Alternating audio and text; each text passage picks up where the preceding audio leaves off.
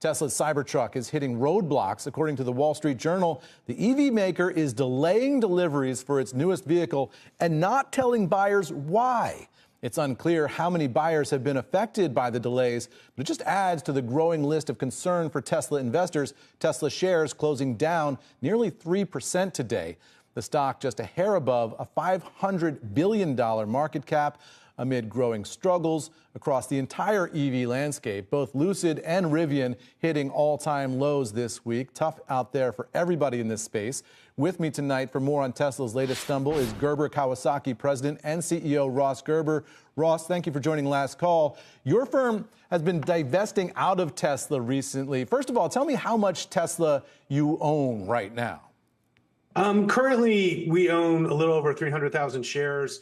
When we update our 13F, and we were as high as 500,000 shares at the top in the middle of last year of our position. So we've pared our position fairly substantially. So you've got tens of millions of dollars at stake. You're not cheering this stock on the way down. Obviously, no. You don't want to lose that money, but you have been a Tesla skeptic. Is there anything out there that would make you start to buy again and start to believe the narrative again? Yeah, first of all, I'm not a Tesla skeptic. I'm a huge fan of the company, and I love the products. I think they're the best cars on the road. I'm a skeptic of Elon Musk's management style at this point. Fair point. So, what got Tesla to be as successful as it is was a very focused CEO who worked very hard for Tesla. But ever since he's left Tesla and bought Twitter, basically nobody's been running the ship, and the ship is clearly having a lot of issues. So let's ask about some of those issues. I mean, Cybertruck is an interesting one. It's such an unusual looking vehicle. I mean, to put it nicely, I guess, it's a weird car.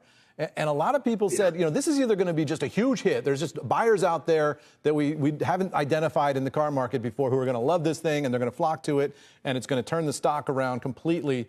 And other people said this is like an Edsel, coming down the road at you. How do you think that's shaking out? I mean, obviously we've seen some mechanical difficulties too, but is the Cybertruck living up to the hype? Well, we have one Cybertruck at the office, and I'm actually one of those customers that ordered a Cybertruck. I paid for the Cybertruck and they took my money. And I've tried calling Tesla several times to see what's going on with my truck. And I really can't get a straight answer from anybody. But the truck we've had a pretty good experience with. You drive a Cybertruck down the street, children are like running after you, staring and pointing.